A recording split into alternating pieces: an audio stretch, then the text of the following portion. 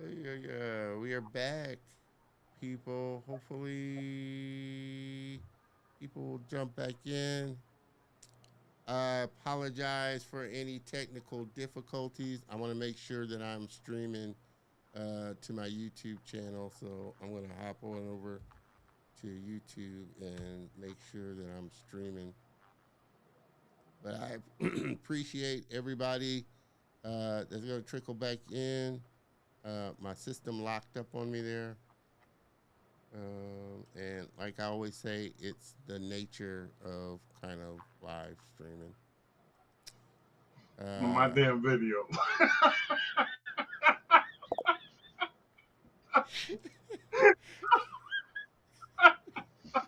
Mr. Mario, I appreciate you trickling back in. I'm laughing because Mr. Antoine clearly let me know that all this happened on his video. So uh, please, again, everybody that is, like I said, just tuning in. Hopefully, let me see. I want to make sure I am streaming. People hop onto the chat and let me know if I am back on. I see that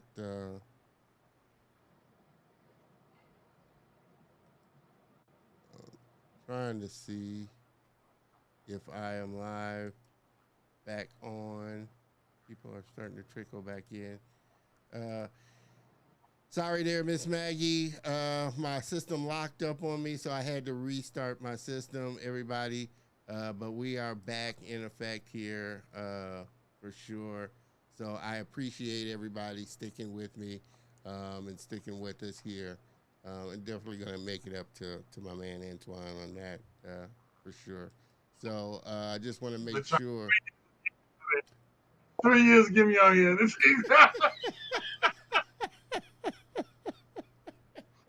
This isn't. He's gonna give me hell all the way through this, so I might as well just suck it up and take it. But typically doesn't typically doesn't go like this. But you know the nature of technology.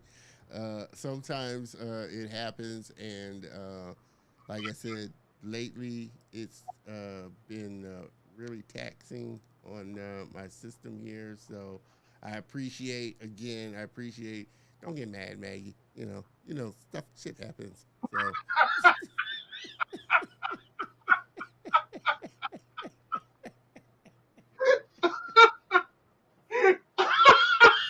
stuff, ish happens. So, but hey, if nothing else, I roll. I've learned to roll with it. We're gonna roll with all of this stuff. So we're back. I want to make sure that I'm streaming on LinkedIn as well. So I'm gonna hop on over to LinkedIn. I don't want to tax out my systems again with all these tabs. I'm just quickly making sure that I am live. Hopefully, uh, yeah, I'm live on LinkedIn. I want to close this out because I don't want to be on LinkedIn. All right, we are back. Let me get up my questions so I can get back on track here. That's all right. I quickly got thrown off, but hey, I'm hey 3 years into this, I'm a master of just rolling with it. So fuck it. That's all. That's all good. uh, my like I said, we were talking about just your journey and into it, and being fortunate to kind of come into animation during the time that you did. With some of the older, more seasoned animators such as Glenn Keane and some of the others that you worked with and learned with. Um, what for you? What was kind of the biggest lesson or thing that you took away from that whole experience? Was there one good solid nugget? I mean, I know there was many of them, but what was kind of the biggest thing that you took away from your experience just coming into Disney at that time with those type of animators? That's a great question. Um, don't give up. That probably what I got from them. Don't give up. Don't give up. Yeah, just keep. It's a long.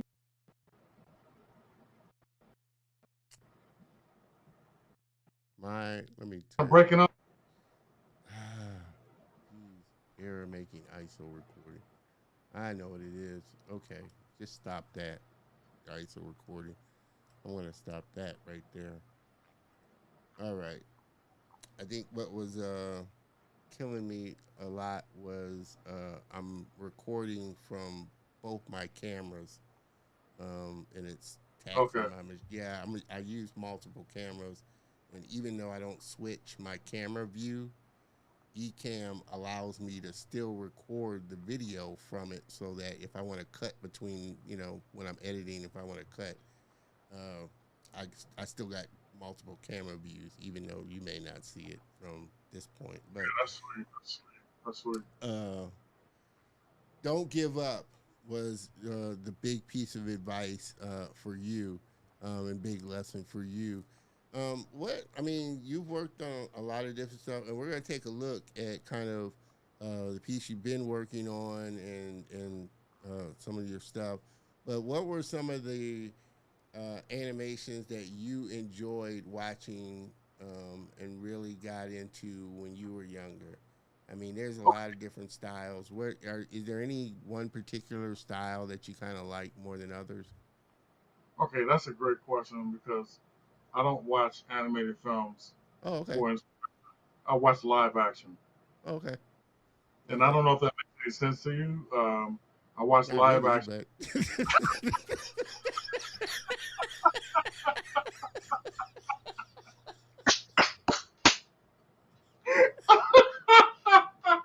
I don't.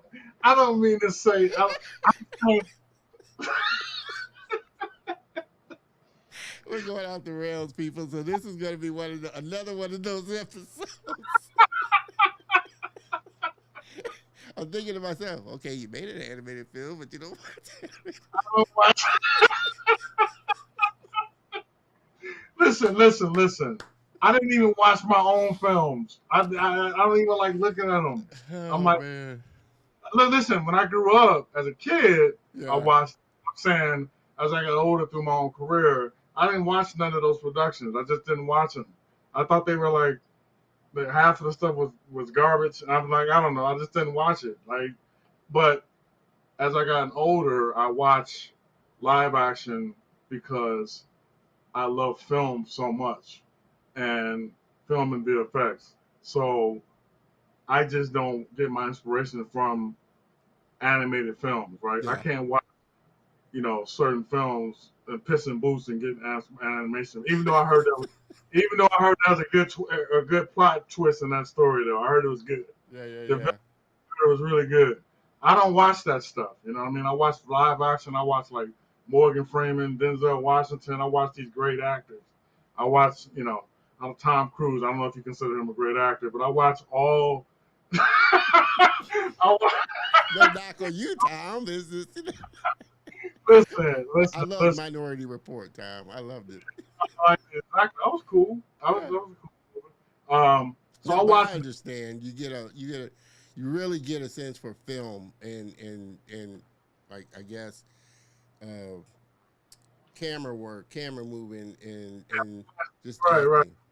But I will give you one film that turned the corner, and it's my friend's film, David's film, uh, that changed for me as I was learning 3D at the time. This was in 2005, right? I was already learning it before then, Yeah. but Peter Jackson's King Kong, the whole T Rex fight sequence. I don't know if you remember that. Yeah, yeah, You know, yeah, yeah. that's the one thing that made me be like, I got to do this. This is what I want to do for the rest of my life. So if that gives you, I don't know if that's a good enough example for you, but that's something that I like. Now, as far as the older stuff, growing up, my favorite film is Alien, 1979, Ridley Mm, Scott. Yeah. film. Yeah. It's my favorite film of all time, Yeah. right? And my second film that blew me away, as far as the tech, was Jurassic Park, the first Jurassic Park. Yeah. You Yeah. know, and uh, I didn't quite understand what I was looking at when I was watching that in college. I just knew it was mind blowing. I knew it was going to change the game, and I was like, "This is the greatest shit I've ever seen in my life." Yeah. As far Yeah. as dinosaurs, Yeah. and I just actually just got an email with one of the masters and the founders of. He was just emailing me. Steve Spatz Williams that worked on it was just emailing me telling me he lives in the States now. I thought he was in Canada. He's just emailing me out of the blue like, Oh hey, wow. yo, yeah, I live in Billings, Missouri, and cause I live in Billings, Montana. He's like, Antoine, I live in Billings, and I'm like, this dude's emailing me. So I was, this guy's a founding father of all, he emailing me out of nowhere on LinkedIn. I'm like, cool, man, let's chat it up, let's talk. You know what I mean? So, but with people like that, I respect. Um, I think they're awesome. Um, and they're just phenomenal people. They change the game, they change the industry, and I just love that. But that was one of the other movies that did it for me. It Yeah. wasn't so much Toy Story. Toy Story was did it for me in terms of you could do a film all CGI. Yeah. Yeah. But something that really blew me away was Jurassic Park. I was Yeah. like, oh my god, Yeah. this is going to change the industry. But my favorite film is Alien. Ridley Scott is my favorite director. My Yeah, favorite all I that. could kind of tell, from your reel. I was like, that's what I thought of when I saw your work. I was like, yeah, consider It's so Alien. incorporated, totally ain't totally inspiration there from that. But he's my favorite director. Um, and we got Steven Spielberg is my favorite director. I'm going in the chronological order, right? Yeah. Uh, James Cameron is my favorite director. I love Way of the Water. I thought it was a phenomenal film. Yeah. Awesome. I watched it like 2 times. I mean, well, 1 time, but we just stayed in there and just was like, yo, this is. He just people, if you didn't quite catch that subtlety, he just gave it away. I was just like, yo, that was just amazing, man. The touch, everything. I love that. Oh man.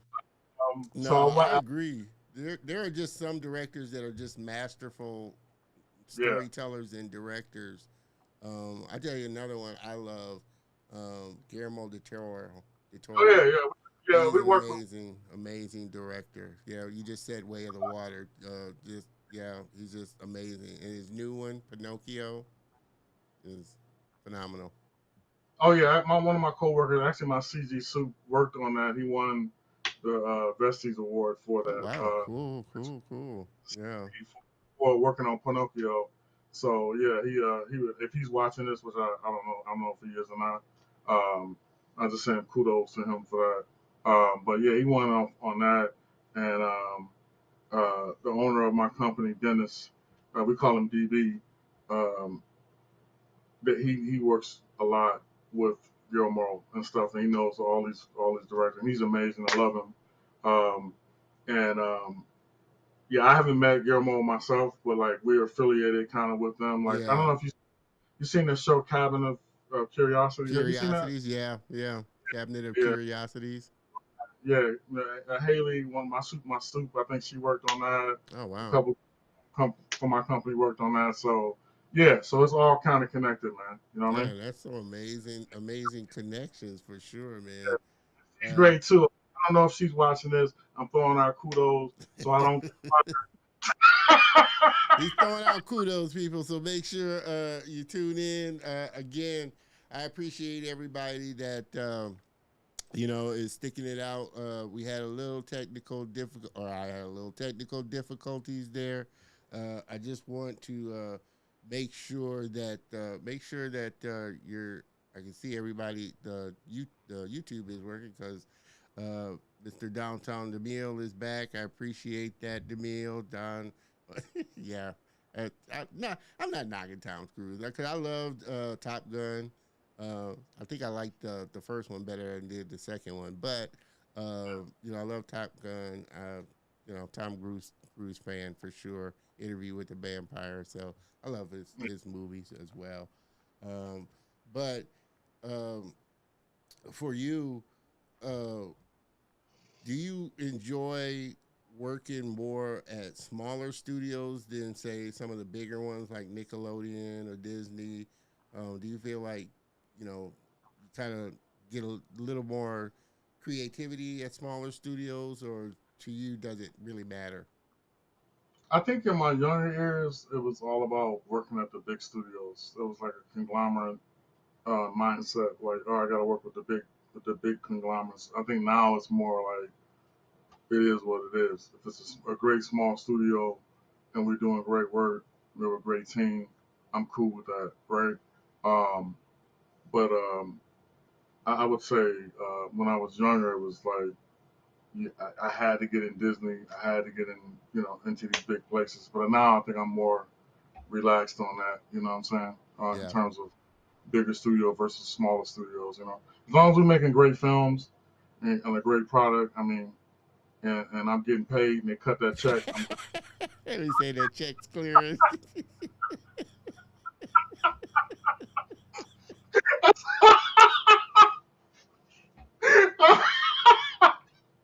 I was saying, that's all I'm saying, man. You know, We're having fun, people. Man. Hey, this is the final show of the first part of season 3. We're gonna have some fun, man. And I've been waiting a long time to get my man Antoine on.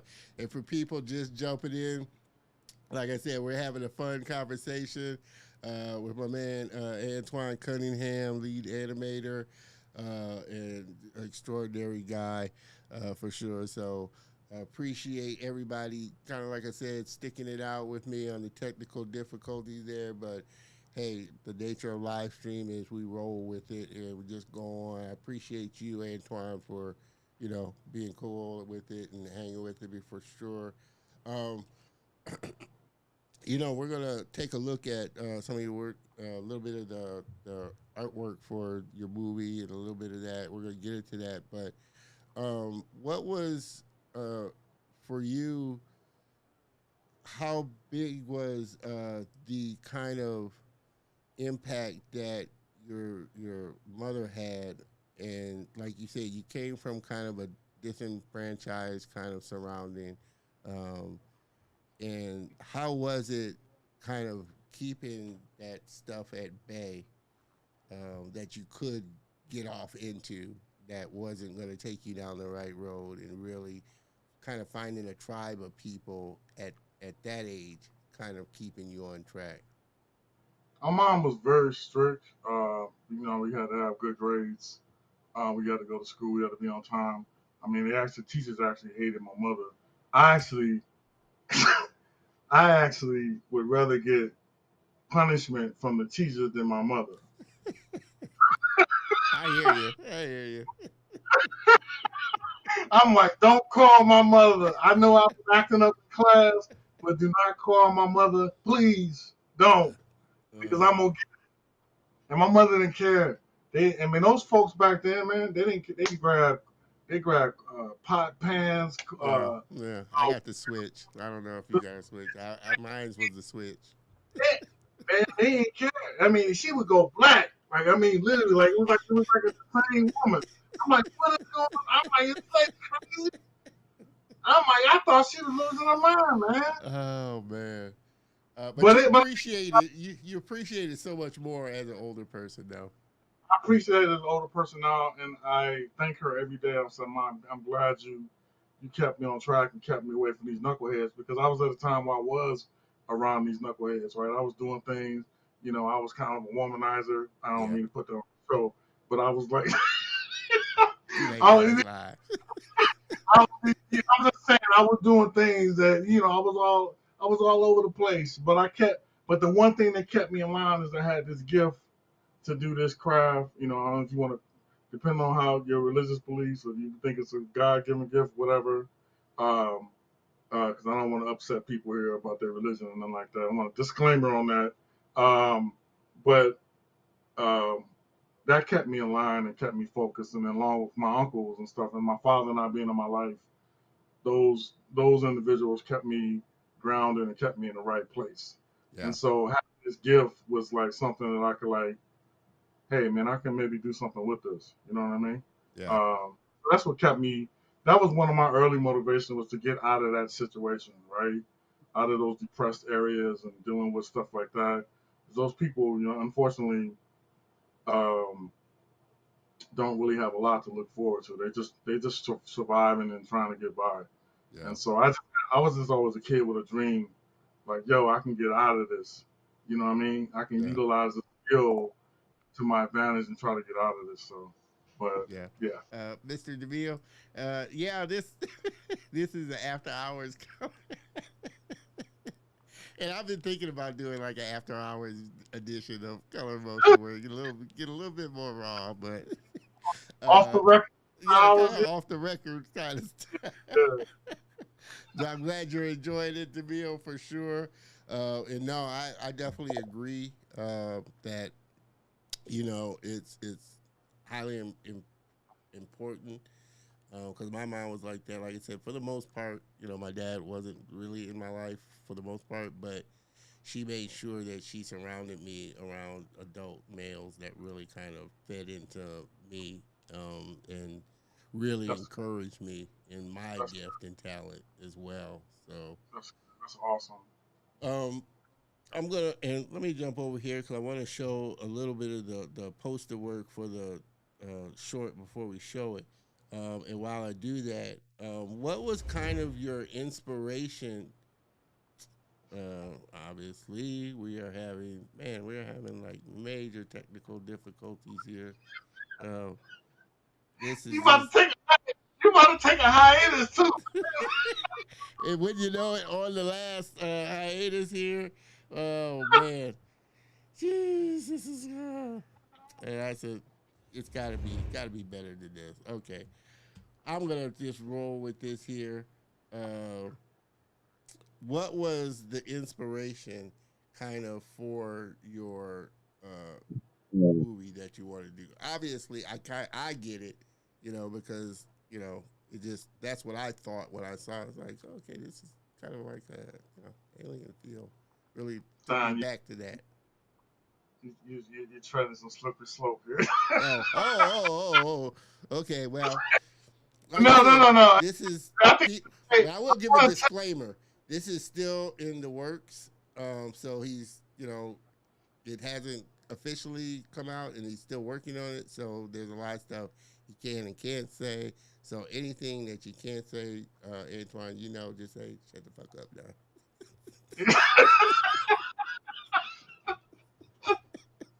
Listen, I'm a screenwriter too, so I don't want to. I don't want to get none away with the story. All I was. I don't want to say nothing, man. All I can say is. Can I show it, or can I not? Do you want? If you don't want me to show it, I won't. No, no, no. You can show it. You Oh, can okay. show it. That's just a promo trailer. I mean, I don't personally. I don't like it no more. I'm gonna redo all this stuff. Like once I reboot, I'm too busy right now to even work on this thing. But uh, once I have the funding, kind of the funding for it to get it started now. But I think the promo trailer is fine, man. You know, go Yeah. ahead and show it. People haven't seen it in anyway, so. We're Uh, gonna I'm gonna show it, and I'm gonna kind of come back because I want to ask you about just the whole process of if you're an independent filmmaker, the things you went through, the things you had to go through to kind of get it, kind of off the ground. 'Cause I know it's tough to start when it's just yeah, your idea, and then getting other people on board your idea, and kind but of I would say the second time around, it was a huge learning experience for me. I mean, I don't know why I'm just a nut like that to think that I can make a 30-minute film, like, and literally by myself. Like, I mean, like, I'm just crazy like that, right? it can't be done. Uh, It may take you a while, but it can be done. and animated too, which is even harder. Yeah, yeah, I can Uh, imagine. So let's take a quick look at it. Hopefully this thing won't screw up on me here. So we'll let everybody cross your fingers. So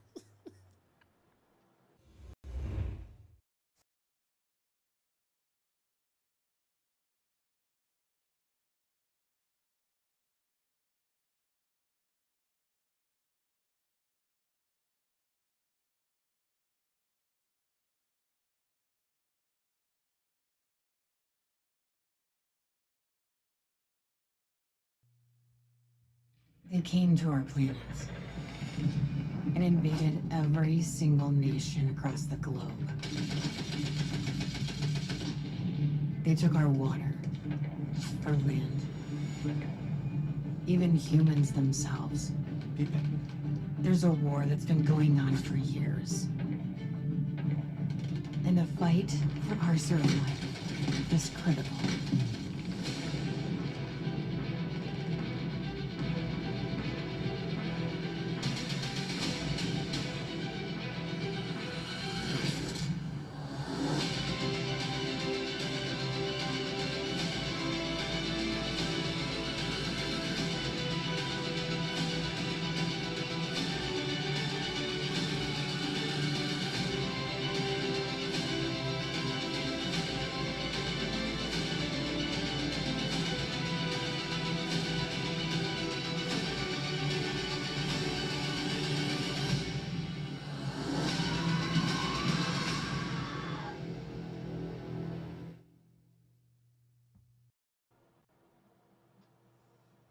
Wow. That was well. Before we dive into that, again, I appreciate everybody sticking with me through these technical difficulties here on my last episode. It would be Antoine, like I said, but What happened to the sound, man? What did happened the to the sound not play? Did the sound it, not play? it played. It just sound like it just didn't sound Well, like I mean, that was because I had to take it from it. The sound really wasn't as good a quality had I had the actual video yeah. file, so I had to kind of record this one off of your site, Oh, which the okay. sound doesn't. Yeah, that's why I was asking you for the I video. video for yeah, Yeah, yeah, because the sound sounds much better. yeah, yeah. Otherwise, it sounds kind of echoey. If I Yeah, have to yeah. record it off of the web. Most So, people, most people who follow me have seen this trailer anyway, yeah. or this whip trailer anyway, so it doesn't matter. But again, like I said, what caught my attention was one was you were doing it by yourself. I think at the time when I first saw it, I think that was you hadn't gotten funding, and this was something that you were working on. I think for the most part yourself. Yeah, but I don't want to discredit the team that I had. These guys were phenomenal. Um, Will Page, Michael Wajada. I don't know if I said Michael's last name correctly. Uh, Dominic Hassey, who I'm actually working with now at the company I'm at. But these guys, hung in there. And then, like I said, when I caught COVID, I was so uh, just overworked with the whole COVID experience that I just need to, And this leads me into uh, the generalist aspect of being just an animator or just a lighter or a moderator or a texture artist. Yeah. I was literally had to do everything except mostly the effects. And then I was just felt like I was just doing too much. I'm like, yo, I need a freaking team and put stress on great, Yeah, for great. something like that, yeah, it's a lot. And then like you were saying, you were what trying to make it a 30 minute at the Well, I'm at time. my rewrite. My rewrite would be 30 minutes. Right now, Okay. it's 25 minutes. But my rewrite, I did the first draft, did a rewrite. Now I'm doing another rewrite to exemplify the story more in depth. So I think I ended up about 30 minutes, right? One act. So you got three acts in the film. I'm gonna try to do one act and then go from there, right? I Well, really would like to get into a feature, yeah, but I mean that is gonna kill. That's gonna kill me. You know what I yeah. mean?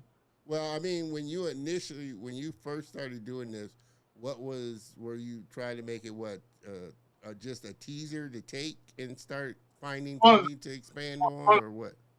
right. I wanted to make a really, really high end promo, um, which I didn't get done, and I'm pissed about that because of the COVID and then I don't want to call it being burnt out or being mentally just like overwhelmed or whatever. Again, I keep things 100, and that's just the way I am. But never did give up on the project. I just need to take a break Right. from Yeah.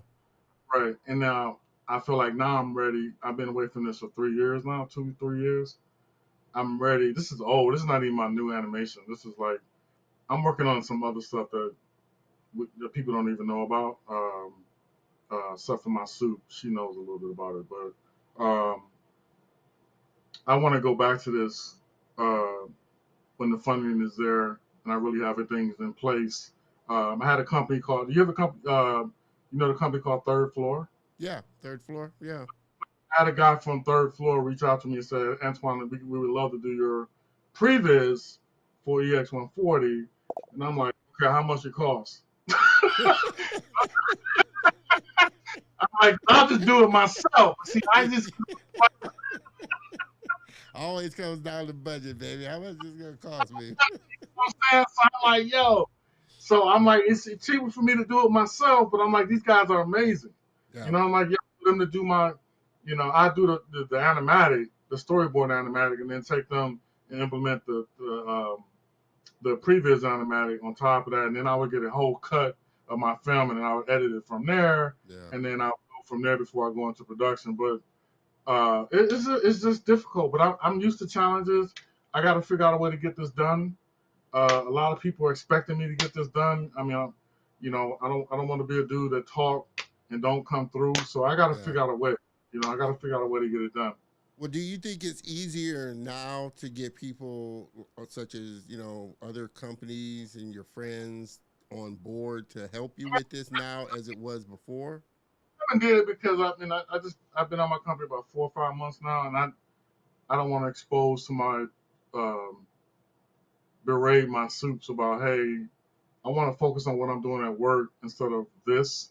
But yeah, we have some super talented people that would be tremendous to come on this and help me round this off, right? And because you need to, what I learned through that as director, because I really wouldn't be doing a lot of the animation for this. I'd be directing and Directing it. delegating.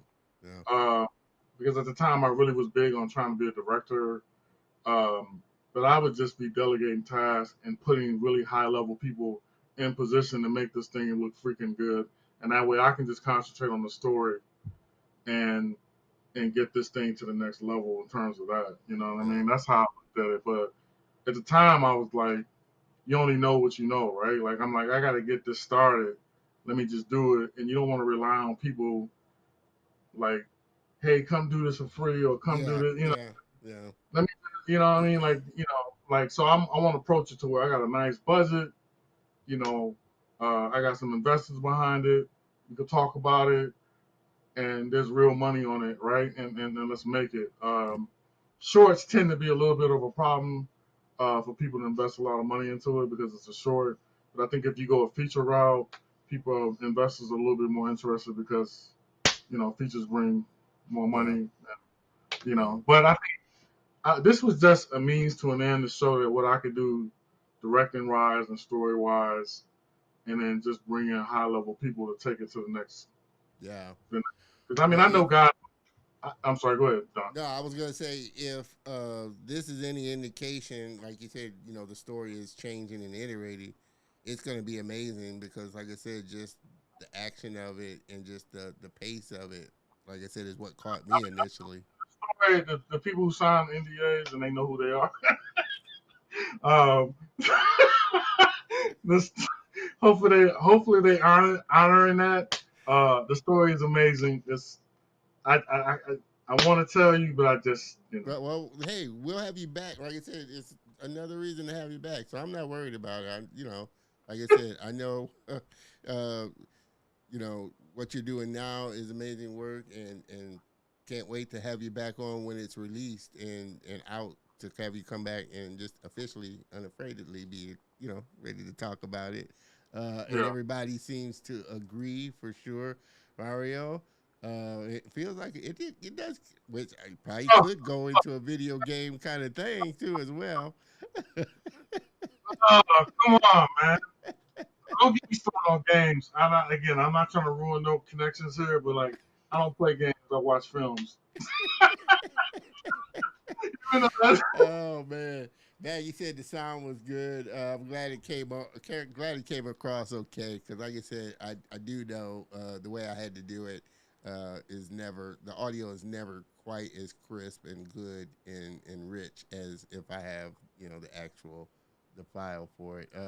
Mr. DeMille, great work. I knew it is like I said. So the, especially if you're hand animating and keying all of that stuff. I don't know if you use motion capture or Time I wasn't, but for the newer pass on this, I would get head cams yeah and scans, and then kind of like what they did in Avatar. I would have, of course, I would have to pay for this, and then I would use mocap for the body for vanilla run cycles or vanilla um, stuff that you can just use. They have a tool called Studio Lib or Studio Library where you can just record this yeah stuff, reuse this animation over and over. But hero shots, no, I would love to just have those be hand animated. But like for the face, because there's so many muscles in the face and stuff, like it's so complex. But it'd be nice to have that stuff retargeted so like, you really can get accurate yeah expressions. And accurate motion on it. even if I have to do that hand key, my dream was to just do the whole thing hand key. Like that was my dream. But Yeah. I'm coming to the point, which leads me segue into like I know some people are gonna kill me on this, but like if there was a way to implement AI with like my new approach to this, as far as like I'm not saying I'm falling for this. I'm just saying I'm trying to figure out how to use this tool that'll I'm help us. just playing with it as a tool. Like I said, I have no problem with AI as a tool because I look at it as a tool, you know. Yeah, And I've said this before. My only thing is where I kind of fall on the other side of AI is you get those people that don't use it, as a tool. They just use it straight out of there and okay, this is what I created. If you're using it as ideation or as something that makes your process a little easier as a tool, AI. Hey, I love Photoshop, and I couldn't do without Photoshop's, or Adobe's AI, Sensei AI. It makes your job easier.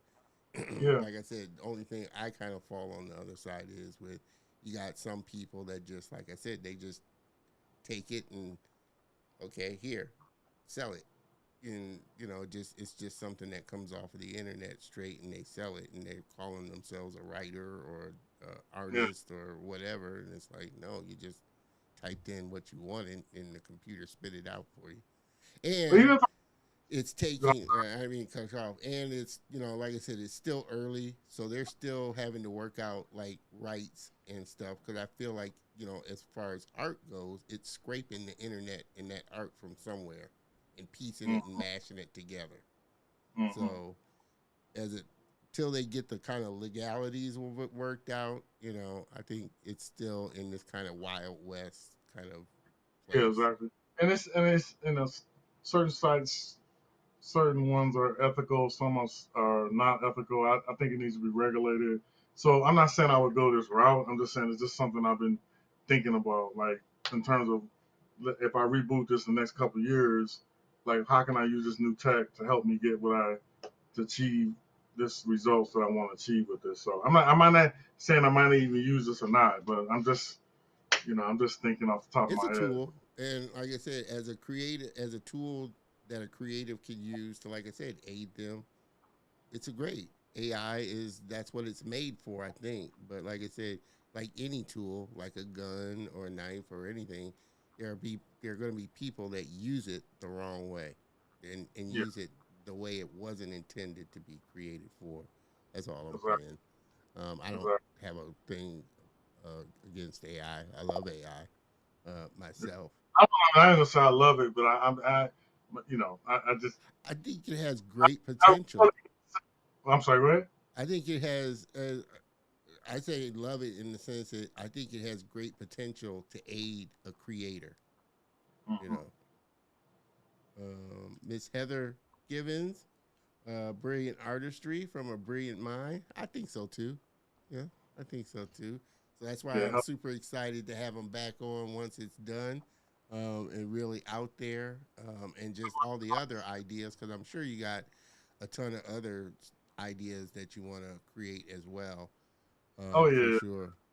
yeah. I'm not even working on this right now. I'm working on something completely different that I want to reboot. Um, I'm not gonna say what that is. Maybe next time if you have me on the show, hopefully I'll have it done. But um, but yeah, getting back to the tech, I want to take a different approach. I want to get the whole film mapped out so I can look at it, look at my cut, make my changes, and then before I go into production, I want to have all that stuff solid, right? So that we can move towards animation, rendering, compositing, all this stuff, and just Yeah. get this thing done. Because I like to get it done, get it done before I leave this earth. You know what I mean? I hear you. I hear you. Yeah, it's a good thing. But ultimately, I think the fun is in the journey and what you create. I mean, you'd love to get it out, but just the fact that you're still taking the journey and learning along the way is kudos enough, because some people don't even do that. I mean, they just talk about it and not even put it into practice. So you're That's putting it true. in practice. Miss Melina, daughter is proud, looks amazing. Proud of you, Papa. I love Proud her, of man. you, for That's, sure. I tell her this every day. I'm doing this for her, man. You know what I mean? So she don't think I'm a screw.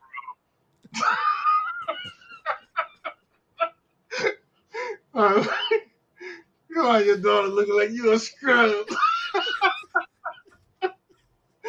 Oh, no, I'm silly, Oh John. man, Sorry. we're having fun. Everybody's just joining us. Like I said, we've been having some fun, along with some technical difficulties on my end there.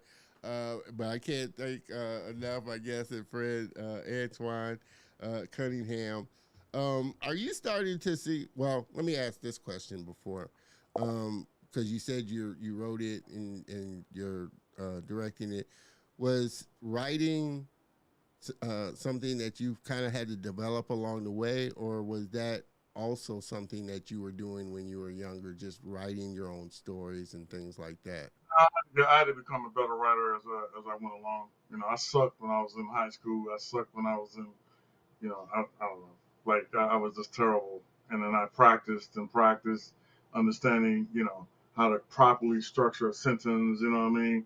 Your punctuation, all this basic stuff. It took me a long time. And writing is very brutal.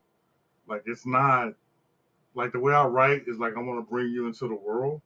Like you're not just reading this like novelist kind of writing where you're just like, oh, it's kind of fantasy. The wind is blowing here. Like, no, I want you to feel and breathe the atmosphere. So that's kind of how I write.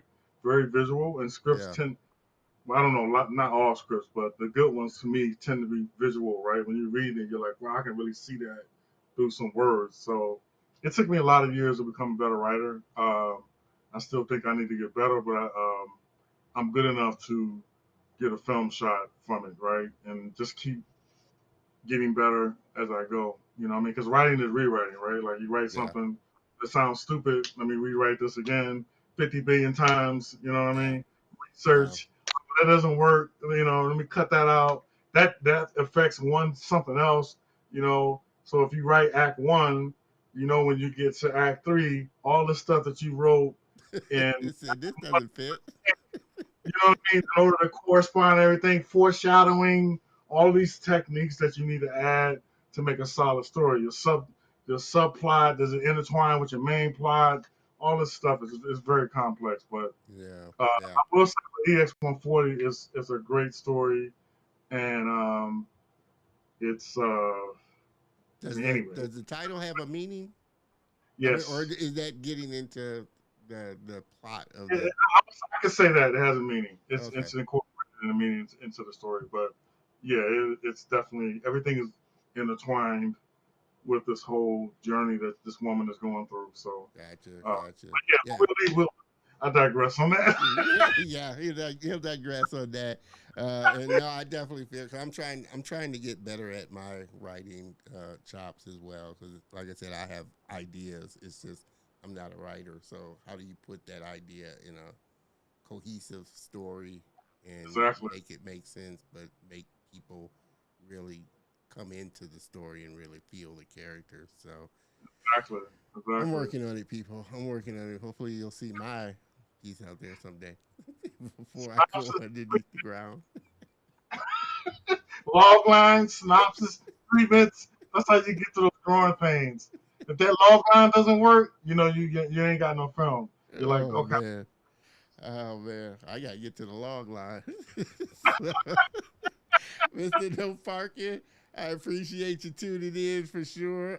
Like I said, I appreciate everybody that's been jumping in after our little technical difficulty there, but we've been having some amazing fun. Uh, are you starting to see um, more blacks and people of color start to come into the industry? I know it was coming. Yeah, Um, it's coming. yeah, no, Damn it, that's the name of the show, Color Emotion.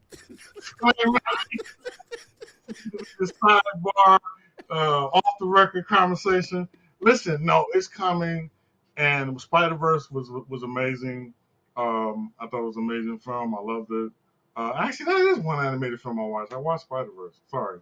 Um, but as far as corporate America and companies and stuff like that, I mean, we need to see more. You know what I Yeah, mean? yeah, Upper echelon positions. You know, my suit aisle is great. It just amazes me to see how he carries himself in that position in terms of how much pressure he has on him, right? To get these things delivered and get the show delivered and stuff like that. So I just admire people of color that's in those positions, and because it's hard. Again, not being a victim, but it's hard to get to that level. So I just admire when you see that, but it does need to be more in these companies. You know what I mean? yeah, yeah. But I Well, also I no, don't use man. that. I don't use it as a victim, as we talked about. Like I'm like, look, if you want it and you got the skills, you know, you go at it hard, you do Yeah, great work. I think people will reward you, right? Like so, you know, I think we just got to get our mind. It's all between the ears and not being, you know, woe is me. Kind of just go in there and take it. You know what I mean? Go in there, and work hard, work your yeah, way up. And it sounds simple, but it's true. You know what I'm saying? And stop using things in the past to block you from, you know, stay focused on what you're doing. You know what I mean? yeah, Stop looking at this as like everybody's against you or something. Like just like, you know, people just trying to make cool stuff. You know what I mean? Yes, we need more people of color in there. Let's work on that. You can't change the world, but you can do it individually, right? So if I take one little kid and give him some material to show him how to be a better animator, I'm helping just on that little minuscule level, right? Like I'm yeah, helping him get him in the industry and things like that. So, but uh, to answer your question, as far as corporate America, yeah, it'd be nice to see more VPs, more black VPs, and more Asian VPs, more people in these high positions running these really important positions with these companies and stuff. You know, you're 100% right. yeah. Well, I always said that it was kind of. I felt like it was a kind of three-way, you know, way that it was going to get changed. One from the top down in the company. Two from the bottom up from the actual, you know, creators, animators, artists, and things like that. Which it is growing. Um, and two from the side from these companies that are minority. I'm excited about the people of color that are starting their own companies and really partnering with companies like Disney and companies like Nickelodeon to create content that speaks to who they are as a culture. Like I said, I've had Carlos Gaxiola has he's a Latino in Mexico that has a amazing company animation studio, and he does a lot of stuff for Nickelodeon. You got Lion Forge, Carl Reed and his company creating stuff. So I also see a lot of change coming from those independent companies that are starting to say, "Hey, we're not gonna just solely wait on Disney to create this or Nickelodeon to create this. We're gonna create our own companies and start building our own IPs or finding these artists that are out there, you know, that have ideas and things and putting the money in the backing behind them." And I think it's more people look at it from a very linear level, right? I think it's more um, economic growth and wealth obtainment, right? Meaning that if you provide knowledge and this person is able to gain wealth and knowledge that then can be spread to further to somebody who's starting the business. So if you gain a bunch of money with success with opening up your company, now you can sink that money back into somebody who's starting their business, and this cycle continues, right? So Yeah. I think particularly because I'm Afro American, you know I'm speaking from that point of view. Is that like starting black businesses, taking the money when you get to a certain level, and then helping people circulate their businesses so they can keep going. And I think where we lack is the poverty and wealth gap. I think is really an issue when it comes to race. Like, so if I'm a dude down here that's struggling and robbing banks, I mean not banks, but robbing liquor stores and all this, I ain't got nothing to look for. But if I'm Yeah. running a high level company, I got something to look for. That's a lot for me to lose, right? Yeah. So like we got to get our people up into a mentality like that where you're trying to be running companies and thinking about leadership aspects. And I think it starts with the wealth gap. I mean, there's a Yeah. big, huge disparity between the wealth gap. You know what I mean? Yeah. Uh, And coming back into the community, I think you get so many that, and in a lot of different areas, that suddenly get wealth and move out of the community and don't give back into the community to really fuel others, and inspire others to, like I said, it's not a handout, it's a hand up, yes, to help others see the potential of what they can do. I agree. Uh, And you don't have to stay there in the hood, but I mean, you can move out as long as you're contributing to businesses that's in there. Nipsey Hussle was trying to do that and he got killed, unfortunately. But I think that's a start, some way of getting these small businesses up and running. If you're at that level, financial level to do that, right? A lot of people are not, but I'm just saying, I think the wealth gap is a real big problem when people talking about racism and biasness and all this stuff. I think we're really talking about a wealth gap at this stage because I'm gonna tell you straight up, and I keep it real, Don, and I tell us like, ain't nobody coming in here in my house with shackles with a noose telling me you can't be great. You know what I'm saying? Ain't nobody coming to my house doing that. So I'm not playing the victim. I'm going after it. So like this that whole mentality, like, yo, you gotta go after it, connect with the right people, get your mind right, have a skill set, something that you can sell and somebody can profit off of, and then take that money and circulate it. So I think it's a big wealth gap issue. You know what I'm saying? Trying to get this money. You know what I mean? yeah. But still understanding your history. Yeah. Understanding how history was built, how this country was founded, and the principles that it was founded on, Jim Crow, all this stuff. It really wasn't for us.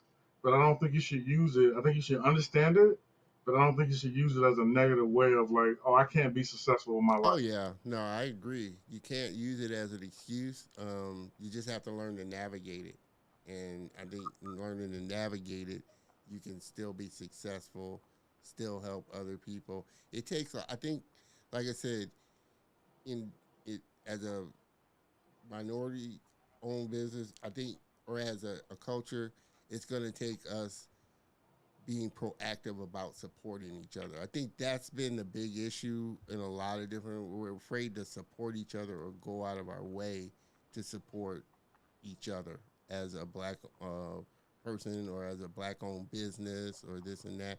That's why you got like it's hard for a small mom and pop, say, black grocery store to survive when you got HEB, all these other big, grocery stores that it's more convenient to get to. So if somebody wants to support a black-owned company or a black-owned business, they got to really be proactive about going out of their way to support a business, a black-owned business or a minority-owned business. It's easier. You find it a little easier in other cultures. Like I don't think that. And what do they say?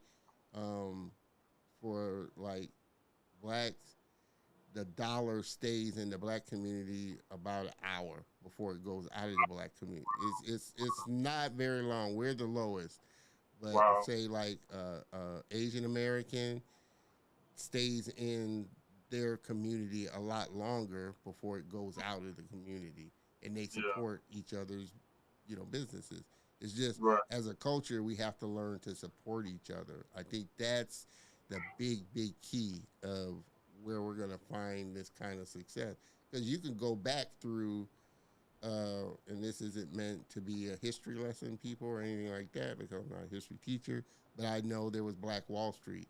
And before Jim Crow, black Go with that. businesses, we were only able to patronize black businesses. So black businesses were actually more profitable than a lot of white businesses back in the day. Yeah. Back in the the 1880s and when slavery was, because we had no other choice but to support each other. It Yeah. wasn't until, and I think a lot of people may say, it wasn't until we got integrated where we kind of just drifted apart, and it started and really becoming this economic disparity. Now there's some people that I won't say conspiracy theory or anything like that, but there are some people that said that was intentional because Mm, we were making money back then. So in order to keep the dollars and keep the control, okay, let's integrate. We're the ones that have all the money and have the biggest resources as far as industry and businesses, so the dollars have to come to us. yeah. So I think it's all that to be said is I think where we'll start to see big change is supporting each other. As a black filmmaker, supporting the film, going to support the film. That like I said, it makes it easier and more better that more films are going to come out. Black Panther did amazing, so people now feel like okay, studios start to see okay they can make money off of an all black primarily black production, black director, black actors, black writer, all of that. We make Yeah. money.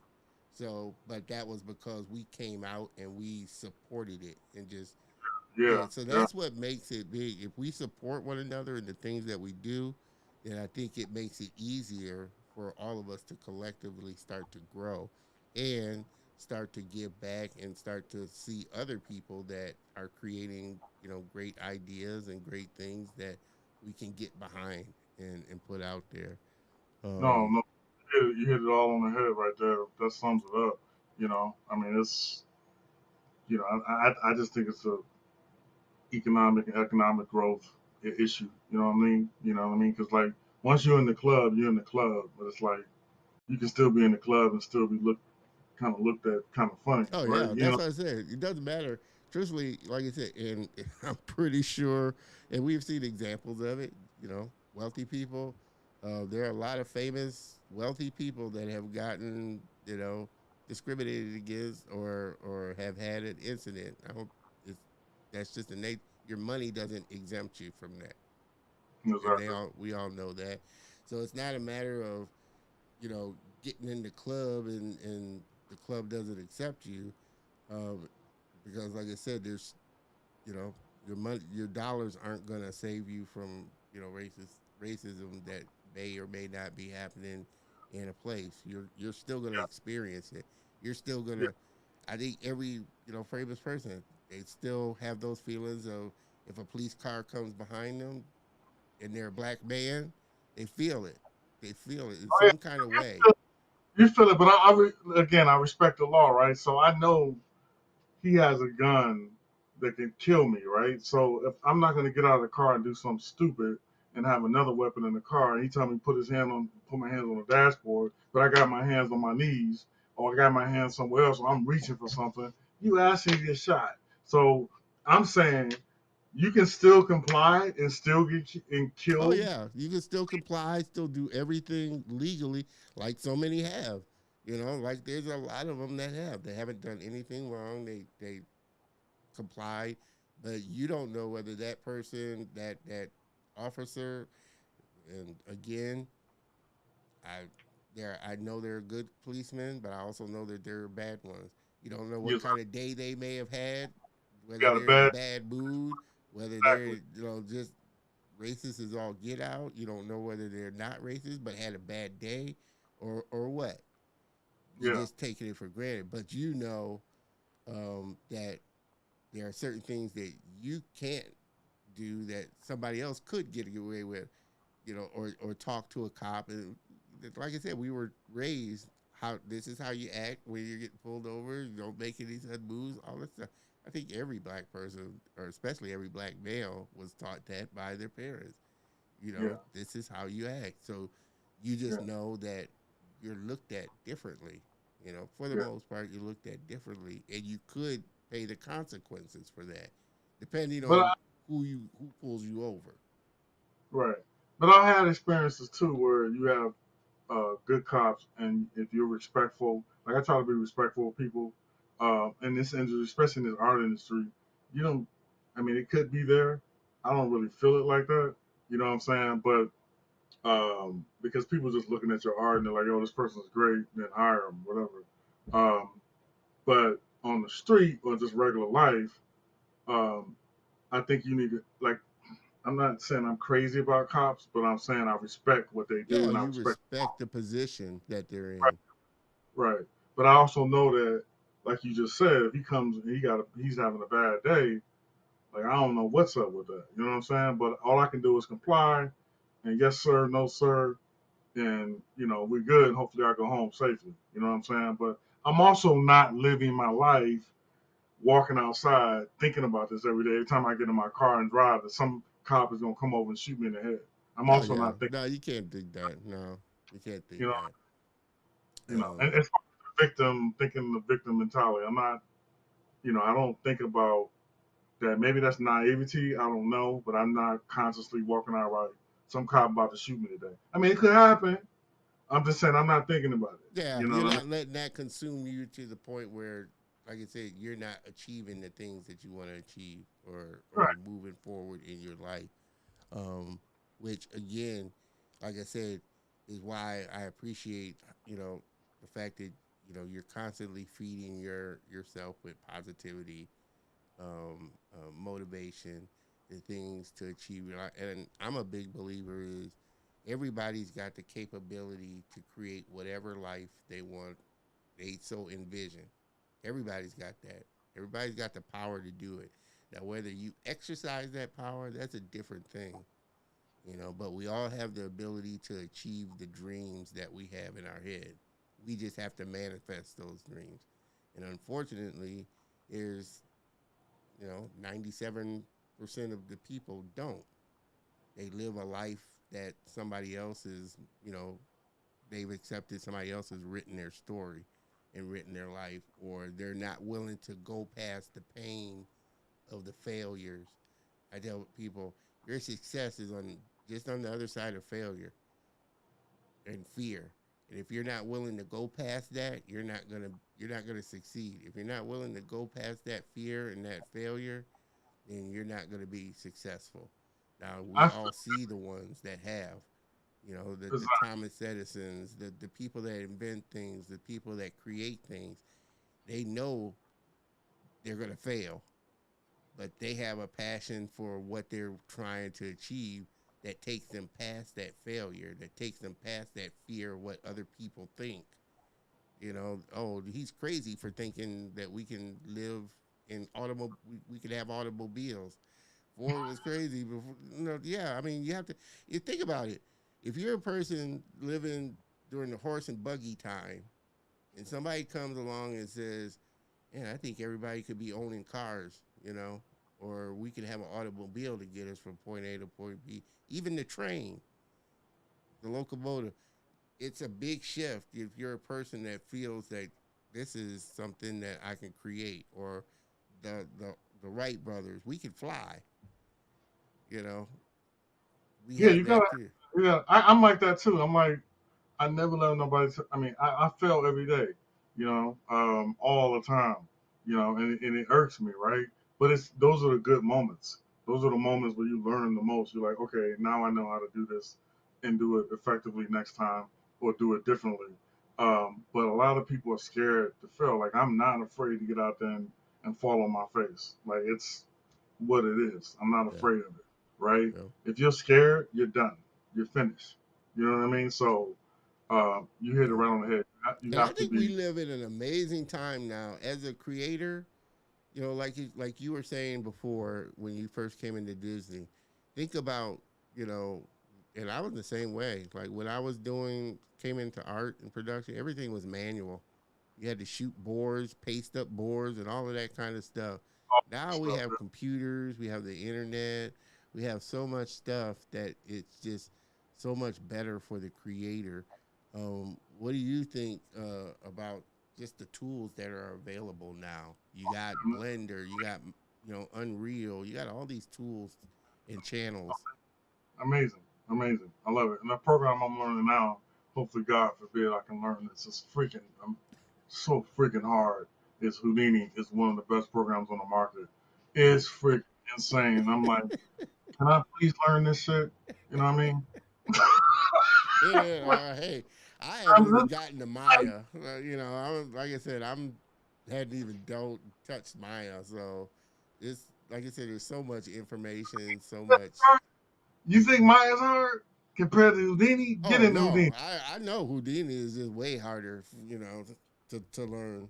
And Sops and operators and all that. I mean, yeah, it's crazy.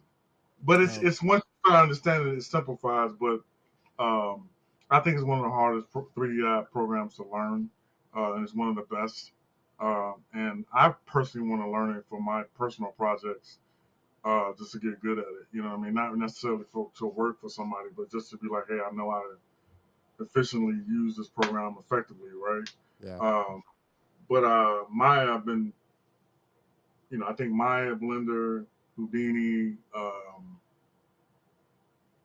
there's some great programs. Like I said, just amazing programs out there. I've even seen, and it was funny because he was on my show a couple of months ago. Did a animator from Trinidad. Did an amazing animating. He did that in Photoshop. And I was like blown away. I was like, Wow, wow. I mean, I always knew you could animate in Photoshop, and it's not an animation tool. I mean, it's not. That's not their, you know, right, not their one trick forte. pony. But it just showed me that tool in the hand of a good creative. That any tool in the hand of a good creative, they're gonna come up with some amazing stuff. Even though it's not intended for that, you can do some amazing stuff. That's why I love this time as a creator. And you know, I'm kind of dating myself, and you can easily tell by the gray hairs in my chin. Like I I said, got I'm. these You're doing way better than me. kids them ones. They coming. Oh man, but it amazes me now that I'm really fortunate that grew up and was born in the time that I was, because it gives me such an appreciation for what we have now and the tools we have now. And kids, it just amazes me now. Kids now, they come out the womb knowing how to work an iPhone and an iPad. It seems like. Right? You get a little kid, little baby, Yeah, they know how to work it. It's like, oh man. on it. You know what I mean? It's So, amazing. Mr. Mario, I appreciate you. Yeah, collaboration is really needed across continents too, between people. And I will give, like I said, I will give Disney kudos for that. They're doing a lot of stuff with studios over in Africa now. That's good. And I've had a lot of African creators on the show. And the industry is really growing. So I'm encouraged about the stories, and the creators that are starting to really come up over there and really show up, show us over here what creators of color and of the continent over there can really create in the stories, because the stories are so rich. They have a lot of stories to tell. So I'm glad studios like Disney and other studios now are really starting to go into these countries like I said, Africa, Jamaica, Trinidad, and some of these other places to really give access to the creators over there. Yeah, I want to go to Africa. I just wonder how many damn shots I got to take before I go over Yeah, you should. You have to ask. Like you said, like get my last guest, Darnell. He was over in South Africa for a while. I had to ask him how many shots he had to there. take. It might have been Shots. less. 13 shots or something like that. I'm not sure, but I know he lived over in South Africa for a while. Um, yeah, and I tell all my guests that I have on from Africa, that's definitely on my bucket list to go over and visit. So that's another plus of why I love doing the show. Now I got people to show me around and visit when I go over there. Yeah. So I'm so looking I would, forward. I would love to see the motherland before I leave, man. Leave this Yeah, earth. I would go see it. You know what I mean? I, I think they say that should be a must for every black. But I know every black doesn't want to go over to Africa. I also I want do. to go to. You also want to go to Rome and Italy and all these other Yeah, places. I mean they want to go over there before they go over to Africa for some reason. But I've always wanted to go visit Africa. Yeah, for sure. It's the no parking. Yeah, that's a kind of large there.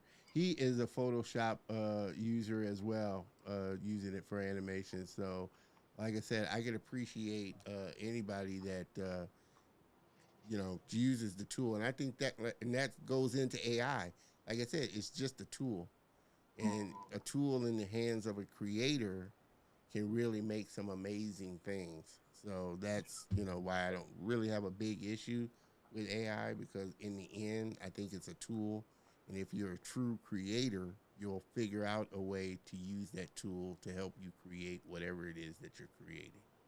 Yeah, and it is. I don't think it's still quite there with like hands and things like Oh that. yeah, Like, no, I've seen it's still working on the hands because everyone I've seen has like 6 fingers. So yeah, it's not quite good with that. Yeah, there's a lot of flaws in it, but I think that moving forward, as far as us with technology, like this is not going anywhere. Okay, no, it's not. It's not. It's not going anywhere. So that's why I say, as a creator, you should learn to use it to aid you in your creation.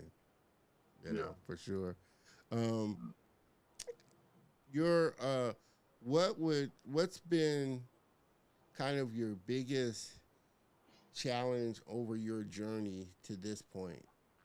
Over the at this point in stage where you're at, what's been kind of your biggest challenge?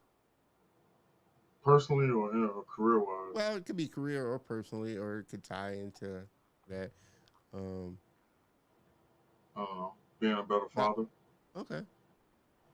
Has it been, uh, and I'll kind of tie that into what you do.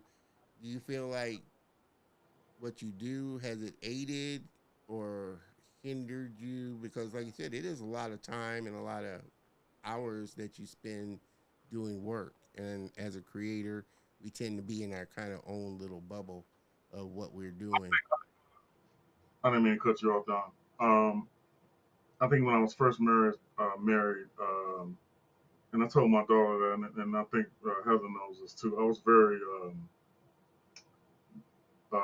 good father in terms of taking care of my family, but I was very neglectful in terms of being a father and spending time with them like a father should, right?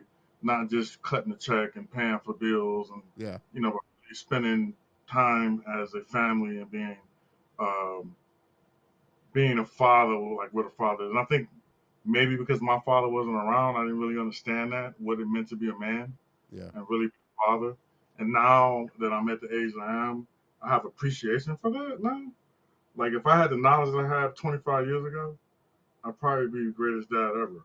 But I didn't because I wasn't thinking about that. I was thinking about running the streets, women, uh, whatever. I'm not gonna get all like on Yeah. that, but Yeah. Just typical stuff, hanging out, whatever it is, just typical stuff. party women. I mean, one week I dated like 15 women and like the whole weekend, just silly stuff, man. You know what I mean? Like started. I mean, I was still working, concentrating on my skill set, but I wasn't really focused like I am now. Like Yeah. really focus on being a better dad and being better at this craft and really because you throw out the nonsense, right? Like when you're younger you're like, oh, I got time. Now when you realize time is running short, you better start making some moves, right? You better start getting good at making some moves and focusing on things that really matter. So I just think at the time I was very neglectful. I was a good person and a good father, but just neglectful with my time, right? And it used to frustrate my wife because she wanted to spend time and do things together. And I'm like, no, I need to work. I need to Yeah. get better. Yeah. Like it's a weekend. You want to get out with your family. She like, I want to sit in the house and work. You know what I mean? Yeah, and trust me, I go through the kind of same challenge, and I think every creator does. If you have, I'm not married and I don't have kids, but just wanting to, knowing you want to be in a relationship or have a relationship, you have to balance that time because that person wants your time. But on the other side is you're trying to create something. You're trying to, if you're a business owner, you're trying to build a business, whatever it may be. As an artist, like you said, we kind of spend our time in this kind of creative bubble type of thing. So it's balancing that or finding a balance of time of giving time to the ones that want your time, your kids, your wife. All they do, they want your time. It's not just enough to pay the bills and like you said, just make sure everything is paid for. But how do you give time to the ones that you love and still give time to the things that you love creatively and what you're doing as a work? It's always a constant thing you try to find this balance of, and I'm struggling with that myself because like I said, you want to be in a relationship, but and you know that if you do, there's a certain amount of time you got to give, but you also know that you're trying to build a business. You're trying to do this show. If I was doing it, I have to give time to that as well. So it's crucial to find. I know it's crucial to find somebody that kind of understands that. Do you think? And I don't know if your wife is in the industry or is in something totally different. I'm not married, right? Oh, oh, Nah, oh, oh, oh. Or okay, well, just say, do you? 5 years ago. Well, let's just take it back then. I ain't Was she, married. Nah. was she was she your girlfriend or were you married? Yeah, years ago, yes. Okay, so do you think it was she in the industry or was she not in the industry? She was in the industry, but we all worked at Disney together. She worked in the parks, and I worked for the company doing animation and stuff like that. But Okay, so we, she at least familiar with what you did and that stuff. I Moving, was, I was very, as you put it, as far as what I can remember at that time, I just was very selfish, yeah, like with my time. You know what I mean? And I feel like I could have been better father in that regard. You know what I mean? We had a new baby on the way, and it was just, I didn't know how to put this stuff down. You know what I yeah. mean? Like, and it's just like you can't really be that when you got a family. Like, you know what I mean? It's like you work all week, and now you on the weekend, now you still working. Still You know what I mean? working, man. Aren't you gonna get up from that computer or what? No, they didn't have no computers back then, but I'm just saying. Oh man. Now, well, It was speaking this. now, speaking now, if you met somebody and got married or was dating somebody, would you want them to be in the industry or would you want them to at least have an understanding of knowledge? Would it be easier for you to say, okay, I know somebody that I ain't is trying to get me in trouble right now, man. just yeah.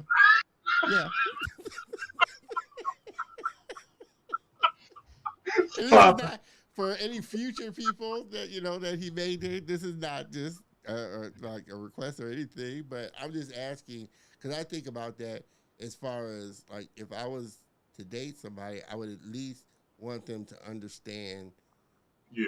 have an understanding of a person. It takes a different kind of person to be, say, the wife of or the husband of a business owner or somebody creative or somebody that's trying to build something or create something and they're not doing it as well. So that's what Well, I mean. If they were the type that wasn't, I'm trying to make sure I say this right or get it across right. Would it be easier to have somebody that at least has an understanding and is willing to accept that there's a certain portion of your life that is just time that Yeah, Yeah, maybe. I mean, a lot of people date people in the industry and they end up marrying them. I think that's valid, right? And maybe you might, you know what I mean? But I have a wonderful girlfriend now that's very patient with my. But actually, I'm better with my time now yeah, than I was back then. But she's very patient with understanding my goals and what I'm trying to do. So it depends on the person and what on how they value and how they look at you and what you're trying to do, right? If they're really supportive, they might understand that, right? But at the same time, you need it's a give and take. You yeah, can't be taking advantage of that and being like, oh, it's a Saturday. Why am I sitting up in the house working? I can go out and spend some time with you or do something. So it's like, but I do think to answer your question, some people say it's a little easier to date somebody that's already in the industry because you kind of already connected with doing work. You know, she understands where she's got work to do and you got work to do. So you kind of understand it and y'all spend time when y'all can. But I think it can work for people that's not in the industry. It's just depending on it's an individual basis, right? Like the person really understands you. You know, they understand you got to get shit done today, right? yeah, yeah, They let you do that, but you still got to be considerate to be like, okay, maybe I'm taking advantage of her time, her feelings and emotion right now. Maybe I need to pull back and spend some time with her. So a give and take. You know what I mean? And yeah, I didn't know how to do that back then. I was very like, it's either my way or the highway when it came to that. You know, and that was very frustrating. You know what I mean? yeah, So, yeah. uh, Mr. Mario, that's great. No parking. We should probably connect. He wants to connect, Dewan, LinkedIn. I'd like to see some of the work. He, send me a friend request. I'll accept uh, it. Mario, he does some great work for sure. Where is and as we like I said, for everybody, let me jump back again. Everybody that's just jumping in and been jumping in, we've been having a fun conversation with my friend Antoine, lead animator here, and I appreciate again everybody that's kind of stuck with me today through the technical difficulties that we have had. But it's been a great episode for sure. I would like to kind of close out and ask you this. Um,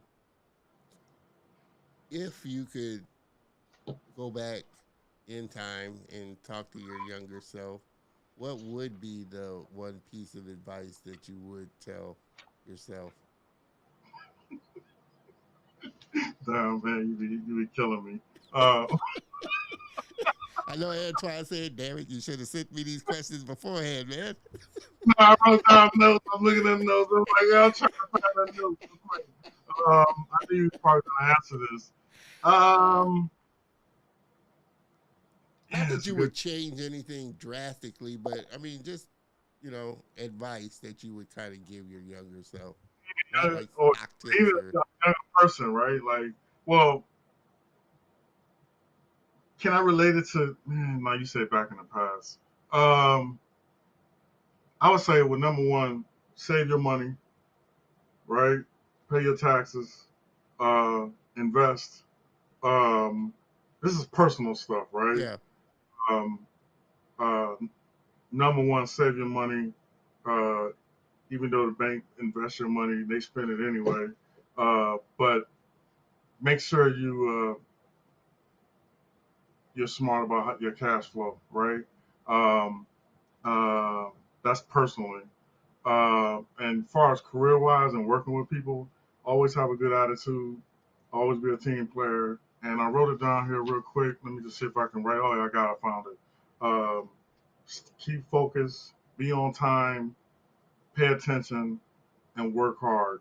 Is not my quotes. This was actually from somebody else, but those are one of the four things that can lead to success. Right? You come into the office, you know, don't talk too much. Pay attention. You know, uh, be on time. Always be on time. Always work hard, and be attentive. I think you'll be all right. And be a team player. I think you'll be able to last long in this business. So. Um, I don't know if that answers your question, but no, it that's does. It does. And like I said, that is um, Amazing advice. Drop a bomb on amazing advice. I love when you do that. Those golden nuggets, you gotta drop a bomb. You get people's attention. Yeah. So I hope everybody caught that for sure. One thing I have learned through just the people that I've connected with, and just kind of uh, starting to kind of get more familiar with the industry. It's a small industry in the Yes. sense that everybody seems to know each other, have gone to school with one another, or worked at this studio with this person or that studio, and a bad rap really follows you, you know, from place to place. So their thing is you could be the most talented person in the world. If you got a bad attitude or just it's hard to work with, they're not gonna want to be. They're not gonna want you in the studio. So Oh yeah. Speaking of that, real quick, I went through a phase where I was like that. Again, I keep it 100, right?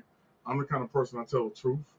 Um, I went through a phase where I was like that, right? And I was like just irritable and unhappy with everything, right? And it made everybody else unhappy. But I learned through, and we talking years and years ago, but I learned through being a pro's pro that you don't do that, right? You don't you leave your work at work, and then you do your home at home. You come to work and you perform on a pro level. yeah, And this took me a long time to get to. Again, it comes with age, right? As you get older, you start realizing these things, right? But yeah, that's very important, having a great attitude and not causing being a toxic kind of individual or toxic person. Like you just want to be cool with people, and people just like working around you. You yeah, know what I mean? If you, no, because work, stuff does travel, it does travel, and people talk. You know what I mean? So, uh, and we're not all perfect, right? So, like, I'm just the kind of no. person. A lot of people will get on here and bullshit and be like, "Oh, I ain't never did nothing like you bullshit." You know what I'm saying? Like, You heard it you've from been you guys heard it from Antoine. Y'all bullshit. you've been toxic at one point. You know what I'm saying? Oh, I Like, you know what I have. mean? Oh, trust me, I agree.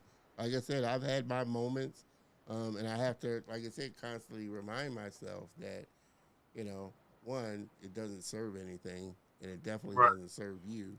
But two, like I said, it promotes a great work culture where you'll go a lot farther. You'll make a right. lot more connections. You'll make a lot more relationships if you're just Yeah. true and genuine. Now that doesn't mean, like I said, not expressing your opinion in In a respectful manner, in a yeah. respectful, dignified way. But it's Yeah, just exactly. being. I'm not trying to be an asshole, or I'm not trying to be malicious or anything like that. Dude, I I was feel. at a before. I mean, Heron Hill, man. I mean, I just think it's a fantastic place. I come in there, man. It's like I love going to work. You know what I'm saying? It's challenging. You know, it's good, hard work. But like, attitude is everything. Remember, you have to have the hard skills to do the job, but also those soft skills play a lot too. You Oh know what I yeah. mean? Because you can be super talented, but somebody finds you very hard to work with, Oh yeah. then that's gonna drop real quick. You know what I Yeah. mean?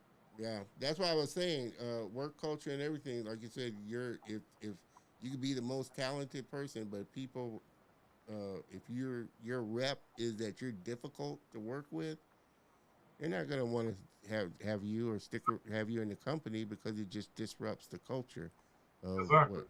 So, like I said, those are great nuggets for sure. Mr. Antoine agrees. Amazing advice indeed, for sure. So always, like I said, make it a community. It's about community and people helping each other. And I think, like you said, you'll start to see all these amazing things happen. That's why I can't wait at some point down the line, or it may never happen, Antoine. We're able to work together and work on a project together or do something together. Yeah, man, do something for you. You know what I'm Yeah, saying? do something I'm, all- together. It's I'm, all all- about community. I'm all And about helping my people, man. You know, like I really am. Um, I pride on that. You know what I'm saying? So yeah, definitely, man. You ever need something, you need some animation or something, you need to do something, I definitely jump on it. You know what I mean? And it goes both ways, man. I always told you, and I told you the first time we connected, if there's anything I'm able to do to help support you and what you're doing, that's what a relationship and friends are true friends, I think, are about. Come be invested on EX140. Hey, trust me, if you got a Patreon, I don't mind dropping. I'll drop as much as I can. But I always say, um, me personally, and it's funny because I told this to Joshua. Um, I'd love to eventually be in a position to back and produce different content. I made That's the beauty of this show. I've met some incredible people that have are working on their own ideas, their own IP, and their own things, but are trying to do it themselves or trying to find somebody to fund them. I would love to be a company, like I said, like Lion Forge, producing some of this stuff, That'd be awesome. That'd be awesome. because I see the potential of what it could do, and I've made friendships, and I know the quality of that person. I know the Yeah, quality of how you are as a person. I know the quality of Joshua.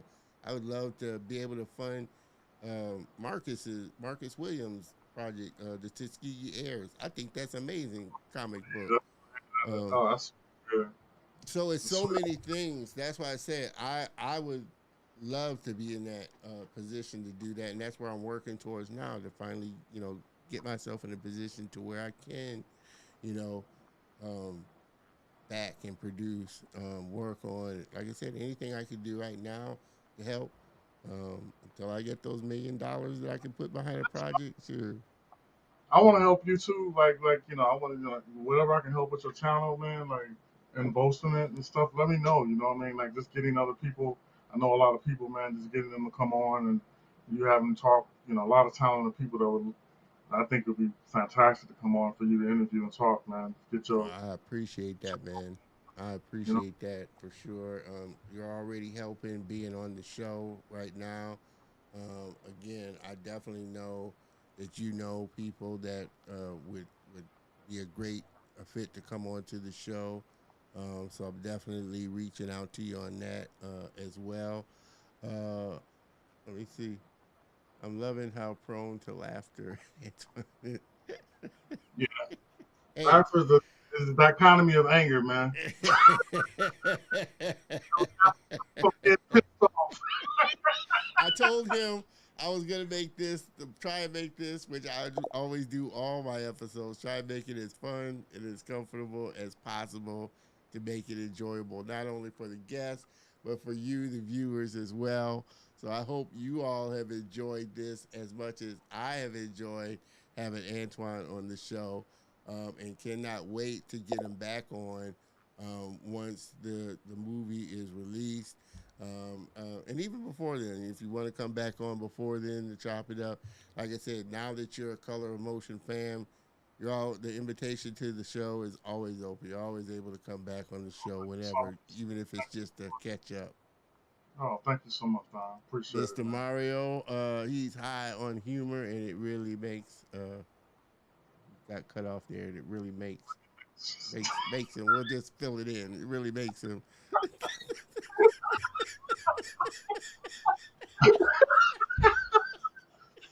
Really makes you what?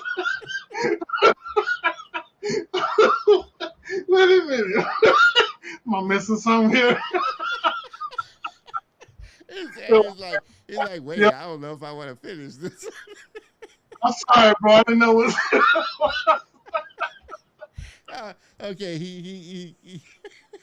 he's high on humor and is really getting happy energy. So we'll take that, man, because we were kind of worried where you were going with that. Oh my God, that's Man, too we've much. had some fun on this episode for sure. Mr. Downtown DeMille, at Ask Antoine, have you ever been told you sound similar to Charles Barkley? I can hear a little of that right now. I told her I look like him, but I haven't been told I sound like him. Hey, like I said, But alone.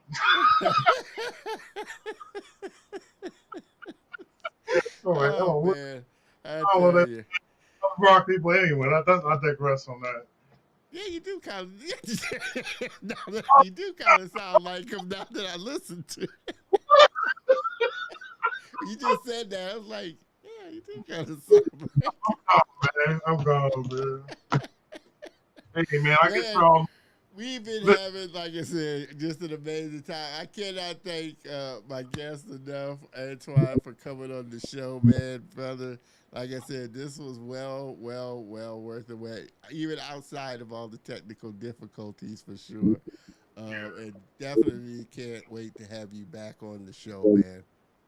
No, I appreciate it, man. Thank you so much, and keep grinding, keep doing it, keep getting these people on here, man. And I love what you're doing for the community and what the, for the LinkedIn community, just in general for people of color, man. I think you're doing some special stuff, and I just wanna honor you for that. So thank you for having I me. appreciate that, man. I appreciate it so much, man. Maybe one day I'll have this film done next time I come on here. So we'll see. But Well, hopefully, like I said, we'll get you on before the end. I don't want to wait too long. But yeah, yeah, like I yeah. said, you always have an open door to come on to the show for sure, and definitely know I want you back on, even before before the film's done.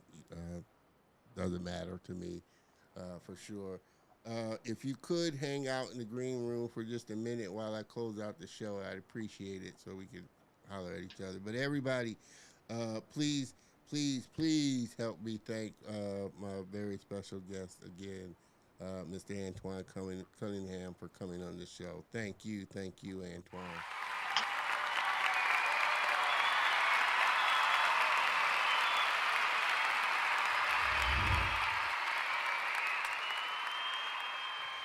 Well, again, I appreciate everybody for coming back on the show. Like I said, I've had some kind of man, he's back. Okay, let me see if I can switch this here. Man, I'm just having all kinds of technical difficulties here. Okay, I'm gonna switch to this scene here. Okay, wouldn't you know, the last episode before my short hiatus there, I'll be having some massive stuff. So I got, which is a good thing while I'm doing this hiatus. It give me a chance to, like I said, get some things worked out. So it's been a great episode for sure. Like I said, I can't thank you enough for tuning in, sticking with us, doing these little hiccups here. But like I've always said, hey, live streaming is, sometimes it happens like that. And sometimes it doesn't run as smoothly as you would like it to. But Antoine, being the person that he is, he made it easy for me. Could have really stuck it to me. So, I appreciate him for one coming on the show, and I always appreciate all of you for tuning in and hanging with me and making the show what it is. Again, we will be taking a little break. Make sure that you join me for my next live guest, which will be April 1st. And I'm so looking forward to that. Miss Aisha King, animation production and production manager with Talent Barbados. Looking forward to having her on. And like I said, we're taking a few week break to kind of, like I said, get ourselves together, work on a few other things for the show. But we will be, and in the between time, I will be rebroadcasting some old episodes for sure, so that you don't miss out on the color of motion, and we're not just, you know, disappearing and ghosting on you there. We aren't going to do that, never going to do that. So we're always going to be active and putting stuff out. But again, we will be back live April 1st for sure. So with that, like I said, this has been a fun but taxing episode, I will have to say, just for the technical challenges. But it was a super fun episode, and definitely Antoine made that possible for sure. So looking forward to having him back on the show soon. Miss Maggie, I appreciate you coming back and hanging with me as always. Thank you, thank you, thank you. Uh, Mr. Dewan, I appreciate that. You have a great weekend as well. Everybody have a great weekend as well. I will see you April 1st, same bat time, same bat channel. But again, make sure you tune in next week because if you want, because it will be a rebroadcast. I have to find a good old episode that I want to rebroadcast. So you can tune in next week for sure and catch an episode. And I may be in the chat just chopping it up with you guys for sure. So have a great week. I will see you same bat time, same bat channel, and have a good one. Peace.